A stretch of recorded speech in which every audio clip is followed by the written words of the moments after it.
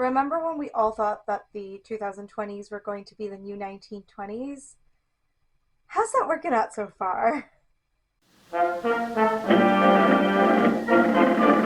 Hello everyone, my name is Marie and welcome to my channel. I was originally supposed to have a costume video up today, but I'm taking a little bit longer than I thought I would be with this costume, but it's almost done. It is 89% finished.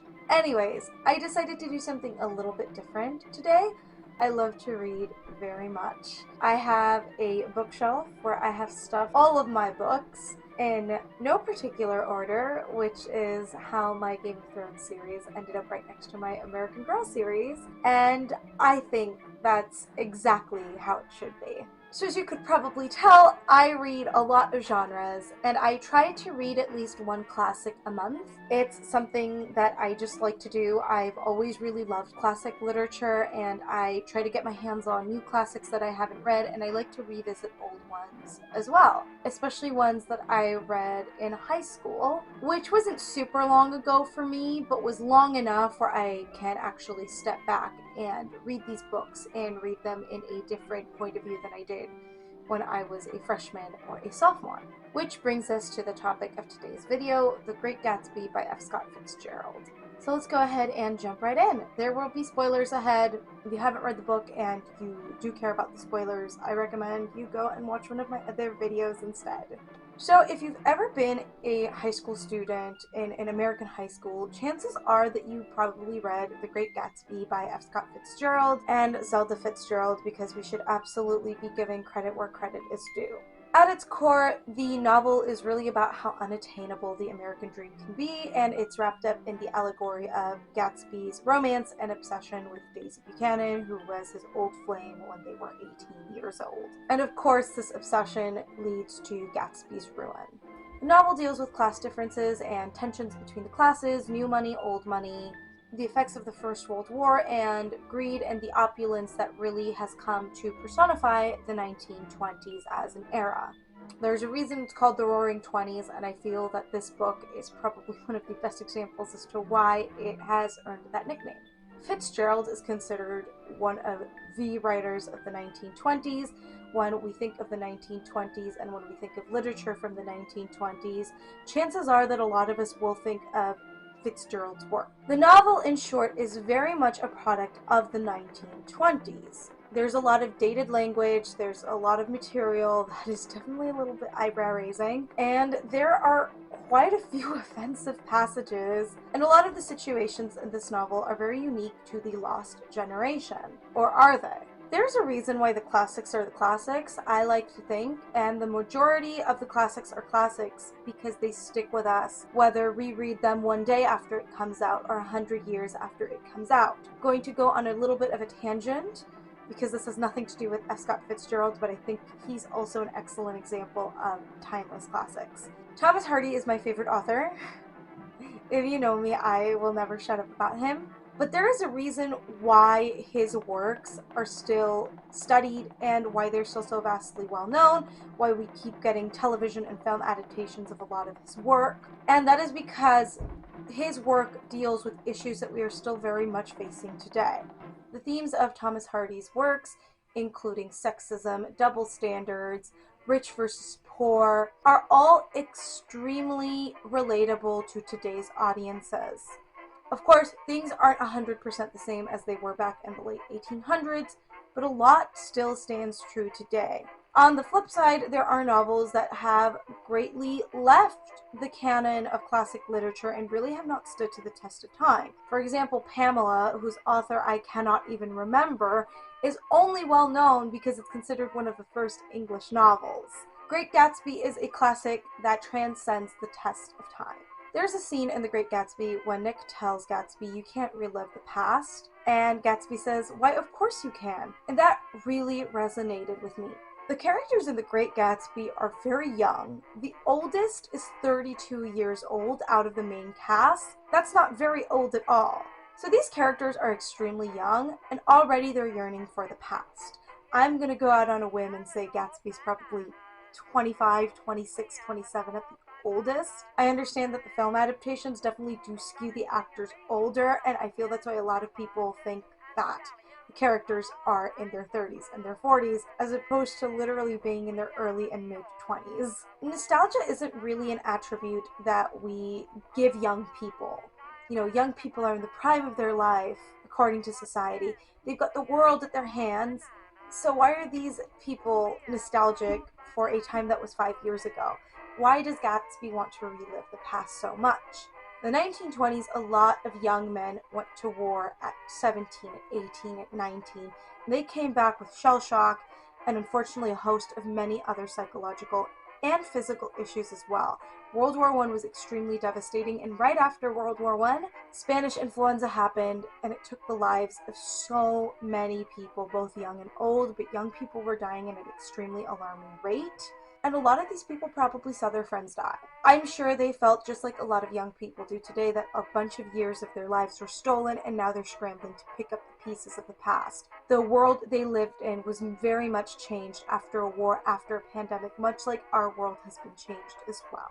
There really is no thief like time is, and from personal experience and from the conversations I have had with friends my age, feels like COVID and quarantine took a lot out of our lives. While we now see the 1920s as a very forward time with radical changes in fashion and politics, there were a lot of people who were just wanting to pick up the pieces and relive the past and gain some semblance of their life back. There's a reason why there was so much partying, why there was so much rebellion going on that hadn't quite been seen in the previous decades. There was a need for change, and there was a need to get some control back. They were trying to gain some control of the lives that they had been forced to pause. For example, Gatsby doesn't host these giant parties because he wants to be seen as new and radical and modern. He hosts them because he wants Daisy back. He wants a part of his past that he lost back. Daisy to him is a phantom that haunts him to the point of obsession. His entire life is consumed by Daisy. Daisy is the past. His entire life is so consumed by her that she is the reason for his downfall.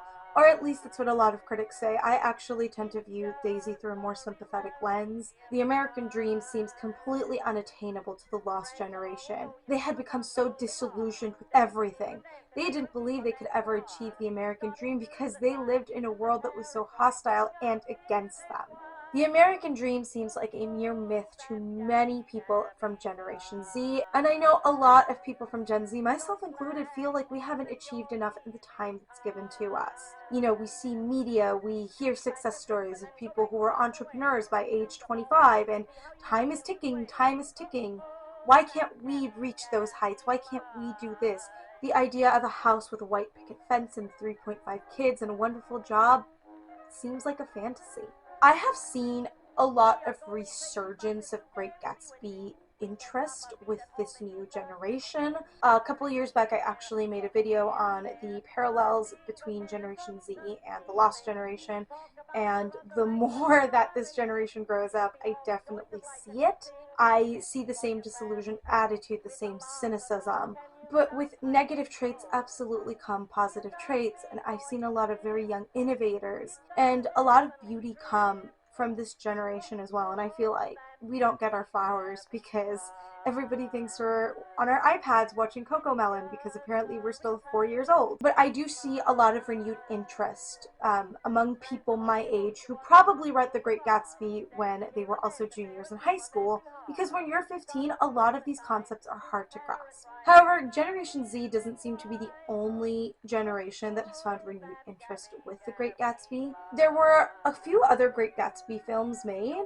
Many know the 1974 film with Mia Farrow, and 1974 was actually the year before the Vietnam War ended, so these people were in the throes of war. There was a collective disillusionment among the people, there was a lot of distrust, there was a huge counterculture, just like in the 1920s there was a pushback. And I can absolutely see why in 1974 a story like Great Gatsby would have been resonating with people. However, that's actually not the only film that's been made. I will touch on the 2013 one, but I want to touch on the 1949 one, which most people, including myself, didn't know existed. I've never actually seen it. I hear it takes a lot of liberties. It's definitely more like a noir than anything else, which is an interesting take on Gatsby. It focuses on the more criminal elements of his character, but I actually find that completely believable because 1949 was also a post-war era. There was a sense of collective disillusionment, of dread, of distrust. But even though generational experiences might not always be the same, who can't relate to the mad desire to want something? To want something so terribly that they will go to the ends of the earth and ruin themselves to get it. Gatsby can either be considered obsessive or persistent. I personally think he's both. I think he is persistent in getting what he wants, and I think he's persistent in never giving up and making a man out of himself to prove himself and his worth to Daisy. Of course, I also think he's obsessive because that end scene is just insanity. He completely undoes himself. Isn't that how the American dream is sold to us, though? Work hard enough for something and you'll get it. You want to be a millionaire? You can be a millionaire. And at one point, Gatsby does get Daisy. It is an attainable dream, and then it slips out of his hand. A lot of people have a similar experience where they momentarily get something they want, become a little too comfortable, disappears. Because sometimes you work hard and you don't get what you want. And that is one of the tragedies of this novel. Unfortunately, a lot of young people today, a lot of people in general, I do want to say that, can't really pursue the things they want because it's either too expensive or too unattainable or it's too difficult. And that's a sad reality.